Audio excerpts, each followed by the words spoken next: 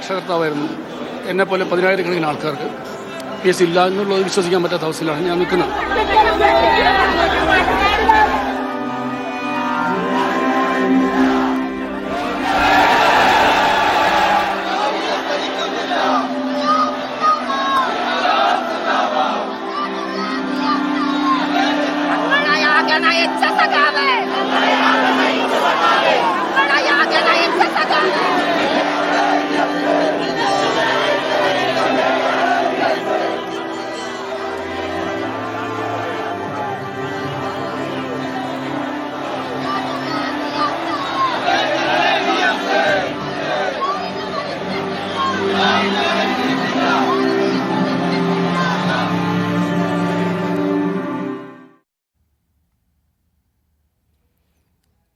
സമരഭരിതമായ ഒരു കാലത്തിന്, ഒരു ജീവിതത്തിന്, ഒരു യുഗത്തിന് ഇവിടെ അന്ത്യമാവുകയാണ്. ഇന്ന് വൈകിട്ട് 3:20 പ്രിയ നേതാവ് PS അച്യുതാനന്ദന്റെ മരണം സ്ഥിരീകരിക്കുന്നത്. ഇപ്പോഴും പഴയ AKG സെന്ററിലേക്ക് അദ്ദേഹത്തെ അവസാനമായി ഒരു നോക്ക് കാണാനായി ആയിരങ്ങൾ ഒഴുകിയെത്തുന്ന കാഴ്ചകളാണ് നമുക്ക് അവിടെ നിന്ന് കാണാൻ കഴിയുന്നത്.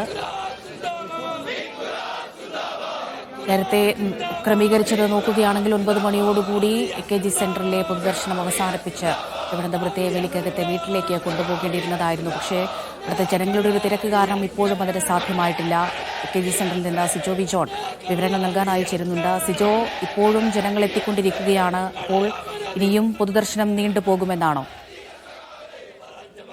ഇവിടെ എത്തുന്ന അവസാനത്തെ ആൾക്കും PS അച്യുതാനന്ദനെ കണ്ട് അന്തിമോപചാരം അർപ്പിക്കാനുള്ള എല്ലാവിധ ക്രമീകരണങ്ങളും ഉണ്ടാകുമെന്നാണ് പാർട്ടി നേതൃത്വം വ്യക്തമാക്കിയിരിക്കുന്നത്. സ്വാഭാവികമായും അവർക്കെല്ലാവർക്കും ഒരു അവസരം കിട്ടുമെന്ന് ഉറപ്പാണ്.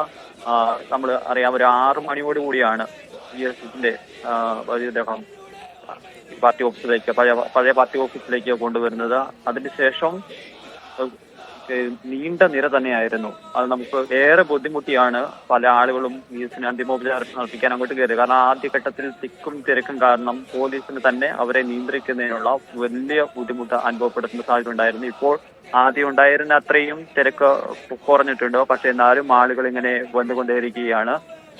പ്രായമായ ആളുകളുണ്ട്, ചെറുപ്പക്കാരുണ്ട്, സ്ത്രീകളായിട്ടുള്ള ആളുകളുണ്ട്. നമുക്ക് ഈ പല ആളുകളും അവർക്കെല്ലാവർക്കും PS-നോട് അത്ര സ്നേഹമുള്ള ആളുകളാണ്. വൈകാരികമായ പല അനുഭവങ്ങളും പല ആളുകളും നമ്മളോട് പങ്കുവെക്കുകയും ചെയ്യുന്നു. എത്രത്തോളം പ്രിയങ്കരനാണ്, എത്രത്തോളം ജനകീയനാണ് PS എന്ന് നമ്മൾ എടുത്തു പറയേണ്ട കാര്യമില്ല. കാരണം അദ്ദേഹത്തിന്റെ പ്രവർത്തനങ്ങൾ നോക്കിക്കഴിഞ്ഞാൽ നമുക്കത് വളരെ കൃത്യമായി മനസ്സിലാക്കും. അദ്ദേഹം ഉയർത്തിയിരിക്കുന്ന പല വിഷയങ്ങൾ, പരിസ്ഥിതി വിഷയങ്ങൾ, മറ്റ് ജനകീയ വിഷയങ്ങളിലെല്ലാം തന്നെ PS ഒരു വലിയ ശബ്ദമായി നിലനിൽക്കുന്ന ഒരു കാഴ്ചയായിരുന്നു. അതുകൊണ്ട് തന്നെ PS-നെ കാണാൻ അവസാനമായി അന്തിമോപചാരം അർപ്പിക്കാൻ ആളുകളുടെ വലിയ നിര തന്നെയാണ് ഉള്ളത്. കണ്ണേ കരളെ വീസേ എന്ന ഇപ്പോഴും ആ പാർട്ടി പ്രവർത്തകർ പുറത്തു നിന്ന് ഇങ്ങനെ വിളിച്ചുകൊണ്ടേയിരിക്കുന്നു. ആ മുദ്രാവാക്യങ്ങൾക്കിടയിലൂടെയാണ് ഇങ്ങനെ PS-നെ അവസാനമായി ഒരു നോക്കി വേണ്ടി ആളുകൾ ഇങ്ങനെ പോവുകയും ചെയ്യുന്നത്. എന്തായാലും ഇനിയും ഏറെ സമയവും ഇവിടെ പൊതുദർശനം ഉണ്ടാവുമെന്ന് നമ്മൾ പ്രതീക്ഷിക്കുന്നു. അതിനുശേഷമായിരിക്കും വീട്ടിലേക്ക് കൊണ്ടുപോകുക. എന്തായാലും വീട്ടിലോട്ട് കൊണ്ടുപോയി കഴിഞ്ഞാൽ അവിടെ ആളുകൾക്ക് അന്തിമോപചാരം അർപ്പിക്കുന്നതിനുള്ള സൗകര്യങ്ങൾ കുറവാണ്. ഒരു പക്ഷെ അതുകൊണ്ടൊക്കെ ആവാം ഇവിടെ പരമാവധി ആളുകൾക്ക് അന്തിമോപചാരം അർപ്പിക്കാനുള്ള ക്രമീകരണങ്ങൾ പരമാവധി ഉപയോഗപ്പെടുത്താതെ അവസരങ്ങൾ നൽകുക എന്നുള്ള ഒരു കാര്യങ്ങളിലേക്ക് വരുന്നത്. പാർട്ടിയുടെ മുതിർന്ന നേതാക്കളെല്ലാം തന്നെ പാർട്ടി ഓഫീസിലുണ്ട്. മുഖ്യമന്ത്രി അല്പസമയം മുമ്പ് മടങ്ങി, വിനോദിസം മടങ്ങുകയും ചെയ്തു. അദ്ദേഹം PS-നോട് ഒപ്പമുള്ള അദ്ദേഹത്തിന്റെ പ്രവർത്തന അനുഭവങ്ങളൊക്കെ അല്പസമയം മുമ്പാണ് മീഡിയ പങ്കുവയ്ക്കുകയും ചെയ്തിട്ടുള്ളത്. എന്തായാലും PS മടങ്ങുകയാണ്. പതിറ്റാണ്ടുകളുടെ സമര പാരമ്പര്യമാണ് PS-നുള്ളത്. ഒരു നൂറ്റാണ്ടിന്റെ കമ്മ്യൂണിസ്റ്റാണ് PS. പോരാട്ട വീര്യത്തിന്റെ നിത്യയൗവനമായി PS മാറുകയായിരുന്നു. കേരളത്തിന്റെ സമരോത്സുകമായ മുന്നേറ്റങ്ങൾക്ക് വഴിതുറന്ന നേതാവായാണ് PS-നെ ചരിത്രം എഴുതപ്പെടുന്നത്. ചെഞ്ചോറ് നിറമുള്ള ആ വിപ്ലവ ജീവിതത്തിന്റെ പേര് ആണ് PS എന്ന് ഏവരും ഓർത്തെടുക്കുന്നു. ജനഹൃദയങ്ങളിലാണ് PS-ന്റെ പേര് അടയാളപ്പെടുത്തിയിട്ടുള്ളത്. അതുകൊണ്ടാണ് PS-ന് അന്തിമോപചാരം അർപ്പിക്കാൻ ആയിരങ്ങൾ ഇങ്ങനെ എഴുതിക്കൊണ്ടിരിക്കുന്നത്. ഇപ്പോഴും വിളിക്കുന്നു, ആളുകൾ ഓരോരുത്തരും വിളിക്കുകയാണ് കണ്ണേ കരളേ PS എന്നുള്ളത്. നമുക്ക് PS-ന്റെ ജീവിതത്തിലേക്ക് പോകുമ്പോൾ അദ്ദേഹത്തിന്റെ എത്രത്തോളം സമര പതിറ്റാണ്ടുകൾ താണ്ടിയതാണ് വി എസിന്റെ ജീവിതമെന്ന് എടുത്തു പറയേണ്ടി വരും. വി എസ് ഉയർത്തിയ ഓരോ വിഷയങ്ങളും സമരങ്ങളും ഒക്കെ അത് ജനങ്ങൾക്ക് വലിയ ആവേശമായി മാറി. ഒരു പോരാട്ടം എന്ന വാക്കിന്റെ ആളുകളുമായി വി എസ് മാറുന്ന ഒരു സാഹചര്യത്തിലേക്ക് പോവുകയും ചെയ്യുന്നു.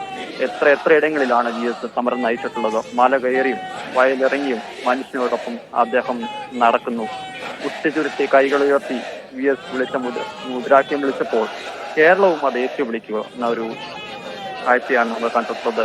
നീട്ടിയും കുറിക്കുമുള്ള വി എസിന്റെ വാക്കുകൾ ജനഹൃദയങ്ങളിൽ വലിയ പ്രതീക്ഷയാണ് നൽകുകയും ചെയ്തിട്ടുള്ളത്. അങ്ങനെ പോരാട്ടത്തിന്റെ മറ്റൊരു പേരായി വി എസ് മാറുന്ന ഒരു കാഴ്ച നമ്മൾ കണ്ടതാണ്.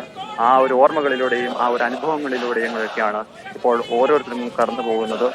എന്തായാലും വി എസിന്റെ സമര കാര്യങ്ങളിലോട്ട് പോകുമ്പോൾ ഓരോ ആളുകളെപ്പോഴും, അതായത് വി എസ് LDF സർക്കാർ നിൽക്കുന്ന സമയത്തും അല്ലെങ്കിൽ പ്രതിപക്ഷമായിരുന്നു നിൽക്കുന്ന സമയത്തും വി എസ് ഓരോ വിഷയങ്ങളും കൂടി ഉയർത്തിക്കൊണ്ടുവരികയായിരുന്നു. അത്തരം വ്യത്യസ്തമായ വിഷയങ്ങൾ അത് ഭരണത്തിലിരിക്കുമ്പോൾ പോലും സർക്കാരിനെതിരെയുള്ള വിഷയങ്ങളിൽ പോലും വി എസ് ശക്തമായ ഇടപെടൽ നടത്തിയെന്നുള്ളതാണ് അദ്ദേഹത്തിനെ ഏറ്റവും ശ്രദ്ധേയനായി മാറ്റുന്നത്. കാരണം സർക്കാർ അധികാരത്തിലിരിക്കുന്ന സമയത്തൊന്നും ആ മുന്നണിയെയോ സർക്കാരിനെ സമ്മർദ്ദത്തിലാക്കുന്ന നിലപാടുകളിലേക്ക് ഒരു നേതാക്കളും പോലെ. പക്ഷെ വി എസ് അങ്ങനെയായിരുന്നില്ല. വി എസ് വളരെ വ്യത്യസ്തനായിരുന്നു. കാരണം വി എസ് എപ്പോഴും അത്തരം ജനങ്ങൾക്കൊപ്പം നിൽക്കുന്ന ഒരു സമര പോരാട്ടങ്ങളിലാണ് നിന്നിട്ടുള്ളത്. കർഷക തൊഴിലാളികളുടെ അവകാശ പോരാട്ടങ്ങളിലും കൊടിയൊഴിപ്പിക്കുന്നതിനായ സമരങ്ങളിലും വിശ്വഭൂമി പട്ടയ സമരങ്ങളിലും അങ്ങനെ എത്ര സമരങ്ങളിലാണ് വി എസ് എത്തിയിട്ടുള്ളത്. എൻഡോസൾഫാനും പ്ലാസ്മ കൊക്കോളയും വിരുദ്ധ സമരവും ഒക്കെ അങ്ങനെ ഓരോ വിഷയങ്ങളും നമുക്ക് ഈ ഘട്ടത്തിൽ എടുത്തു പറയേണ്ടതുണ്ട്. മതികെട്ടാനിലും മൂന്നാറിലുമൊക്കെ വി എസ് നടന്നു കയറിയത് അത് വലിയൊരു ചരിത്രമായി നിലനിൽക്കുകയും ചെയ്യുന്നു. അങ്ങനെ ഒരു സമര പോരാട്ടങ്ങളുടെ ഒരു കാര്യങ്ങളാണ് ഇപ്പോൾ നമുക്ക് ഓർമ്മിക്കാൻ വരുന്നത്. എന്തായാലും വി എസ് തിരിച്ചു വരുമെന്ന ഒരു പ്രതീക്ഷ തന്നെയായിരുന്നു ആളുകൾക്കുണ്ടായത്. കാരണം ഈ പുന്നപ്ര വയലാർ സമര കാലഘട്ടത്തിലൊക്കെ വി എസ് നമുക്ക് അദ്ദേഹത്തിന്റെ ഓർമ്മയായിട്ട് പോകുമ്പോഴാണെങ്കിൽ അദ്ദേഹം പൂഞ്ഞാറിൽ ഒളിവിൽ കഴിയുന്ന സമയത്താണ് അദ്ദേഹത്തെ പോലീസുകാർ നിന്ന് മർദ്ദിക്കുകയും ചെയ്തത്. മൃതപ്രാണനാക്കി കാട്ടിൽ ഉപേക്ഷിക്കാൻ പോകുന്ന സമയത്താണ് പോലീസുകാർ ഒരു ആ കാലഘട്ടത്തിൽ ഉണ്ടായിരുന്ന ഒരു കള്ളന്റെ സഹായം തരുന്ന ആ സ്റ്റേഷനിലുണ്ടായിരുന്നത്.